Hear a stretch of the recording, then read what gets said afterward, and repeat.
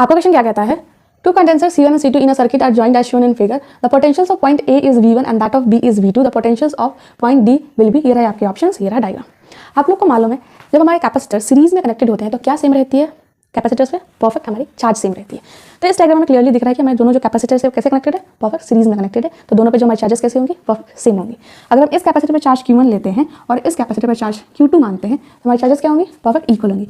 Q1 is equals to Q2, reason क्या है, perfect series में कनेक्टेड है हमारे कैपेसिटर्स। हमें फाइंड आउट करना है पोटेंशियल डी इस पॉइंट पे, तो सिंपली हम इस इक्वेशन का यूज़ करेंगे। ठीक है, कि हमारे चार्जेस क्या हैं, इक्वल हैं दोनों ही कैपेसिटर्स पे। अब चार्ज निकालने का फॉर्मूला आप लोग को पहले से मालूम है, perfect, that is capacitance into change in potential. Simply हम इस फॉर्मूला का यूज़ करेंगे, हम लोग आंसर करें। अब हम इस कैपेसिटर पर कितना चार्ज है फाइंड आउट करते हैं। सिंपली इसी इक्वेशन को हम कंटिन्यू कर रहे हैं। इस पर अगर हम देखें तो कैपेसिटेंस हमारी है that is C1, change in potential ये हम बात करते हैं, that is high potential minus low potential होता है। क्लियर, तो हम इस पॉइंट के पॉइंट ए पे हम पोटेंशियल हाई लेट ले रहे हैं, हाई ले रहे हैं, लेट लिया है हमने। आप चाहे तो इस पॉइंट की पोटेंशियल भी हाई ले सकते हैं। ठीक है, अगर हम इस पॉइंट की पोटेंशियल को लेट ले रहे हैं हाई, तो हमारे जो वाई के अलॉन्ग है आप लोग को मालूम है हमारी पोटेंशियल सेम रहती है जब तक कि बीच में कोई कैपेसिटर्स नहीं आ जाते, in case of capacitors question. Clear, तो हम वाई के अलॉन्ग जा रहे हैं, हमारी पोटेंशियल यहाँ तक सेम है। ठीक है, उसके बाद कैपेसिटर आ गया है बीच में, तो पोटेंशियल क्या होगा, परफेक्ट डिक्रीज कर जाएगी। तो यहाँ की पोटेंशियल V1 अगर यहाँ पे है तो इससे हमारी पोटेंशियल डी पॉइंट पे हमारी क्या होगी, लो होगी, क्योंकि बीच में क्या है, परफेक्ट कैपेसिटर है। फिर हम वाई के अलॉन्ग जाएंगे तो यहाँ पे यहाँ तक हमारी पोटेंशियल सेम रहेगी, फिर बीच में क्या आ गया, कैपेसिटर आ गया, तो फिर से पोटेंशियल क्या होगी, परफेक्ट डिक्रीज कर जाएगी। तब जो बी पॉइंट की जो पोटेंशियल है वो डी से भी लो होगी।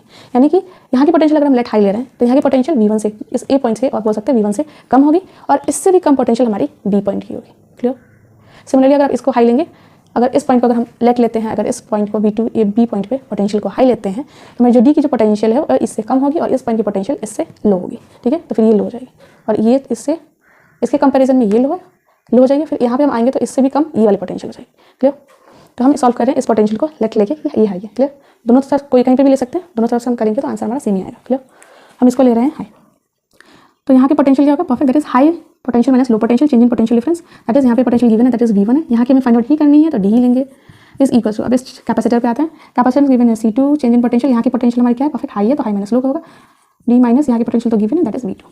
क्लियर, सिंपली अब इस इक्वेशन को सॉल्व करते हैं, that is C1 V1 minus C1 D is equals to C2 D minus C2 V2।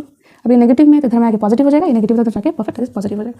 C1 V1 plus C2 V2 is equals to C2 D plus C1 plus D। Clear, अब अगर हम यहाँ पे देखें तो ये D जो हमारी जो है दोनों में कॉमन है, तो हम क्या करेंगे, इसको हम D को आउट ले लेंगे, दोनों कॉमन थी इसलिए हम उसको आउट ले लिया। अब ये क्या हो रहा है, इसके साथ मल्टीप्लाई हो रहा है, तो सिंपली क्या होगा, इधर आएगा तो परफेक्ट डिवाइड हो जाएगा, that is C2 plus C1। तो इधर क्या बचा, दैट इज D। तो हमारा जो D पॉइंट की जो पोटेंशियल है उसकी वैल्यू हमें मिल गई। क्लियर, अब ऑप्शंस देखेंगे तो हम लोग का आंसर हो जाएगा दैट इज C।